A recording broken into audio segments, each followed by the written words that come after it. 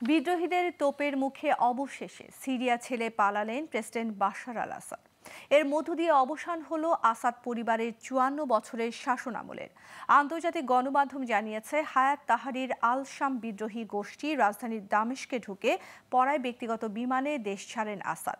তবে কোন দেশে গিয়েছেন তা এখনও জানা যায়নি। এদিকে প্রেসিডেন্টের পালিয়ে যাওয়ার খবরে উল্লাসে মেতে উঠেছেন সিরিয়ার সাধারণ মানুষ। আঞ্জাম খালেকের ডেস্ক রিপোর্ট।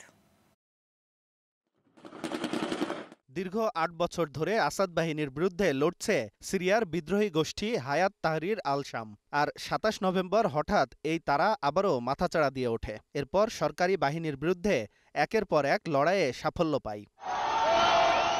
যেমন দ্রুততার সঙ্গে তারা সিরিয়ায় ঢোকে, ঠিক তেমন ক্ষিপ্র গতিতে একের পর এক শহর নিয়ন্ত্রণে নেয় হায়াত তাহরির। প্রথমেই প্রচণ্ড শক্তিতে দেশটির দ্বিতীয় বড় শহর আলেপ্পোতে হামলা চালায়। আর মাত্র ২ দিনের মধ্যে তারা দখলে নেয় অন্যতম গুরুত্বপূর্ণ এই শহরটি। নিয়ন্ত্রণে নেয় শহরটির আন্তর্জাতিক বিমানবন্দরও।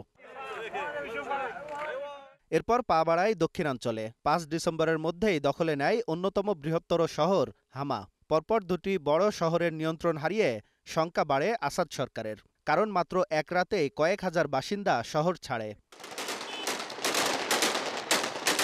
আর মাত্র ৪৮ ঘন্টা আগে দখল করে হোমস শহর। এতে বিশ্ববাসী ধারণা করে গদি নড়বড়ে হয়ে পড়েছে আসাদ সরকারের। একই সাথে আরও জটিল হয়ে ওঠে পুরো সিরিয়ার পরিস্থিতি। এরপর শনিবার দারা শহরের নিয়ন্ত্রণ হারিয়ে চরম বেকায়দায় পড়ে স্বৈরাচার আসাদ সরকার, কারণ মাত্র এক সপ্তাহের মধ্যেই আসাদ বাহিনীর প্রতিরোধকে ঠুনকো প্রমাণ করে দিয়ে দেশের ৪টি বড় শহর দখলে নেয়ার পর বিদ্রোহীরা ঘোষণা দেয় রাজধানী দামেস্ক দখলের। আর গেল রাত থেকেই শহরের বিভিন্ন স্থানে শুরু হয় ব্যাপক গোলাগুলি। অবশেষে হায়াত তাহরির শক্তি আঁচ করতে পেরে নিজের ২ যুগের রাজত্ব ছেড়ে ব্যক্তিগত বিমানে সিরিয়া ছেড়ে পালিয়ে যান আসাদ। আর প্রেসিডেন্ট পালানোর খবরে রাস্তায় নেমে উল্লাসে মেতে ওঠে সাধারণ মানুষ।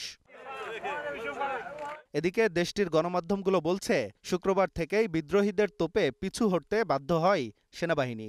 এমনকি নিরাপদে সরে যাওয়ার সুযোগ চেয়ে শহরের নিরাপত্তাও ছেড়ে দেয় তারা। বিভিন্ন ভিডিওতে দেখা যায় প্রেসিডেন্ট পালানোর সময়ে আল কায়েম সীমান্ত দিয়ে আসাদ বাহিনীর হাজার হাজার সেনা ইরাকে পালিয়ে যাচ্ছে।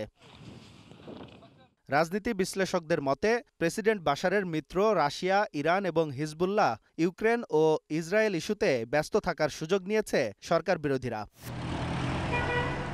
এদিকে বাশার আল আসাদ যুগের অবসানে সিরিয়ার বেশিরভাগ মানুষ উচ্ছ্বসিত হলেও কে নেবে দেশটির শাসনভার তা ভেবে শঙ্কিত বিশ্লেষকরা। Anjam Khalek, global television, international desk.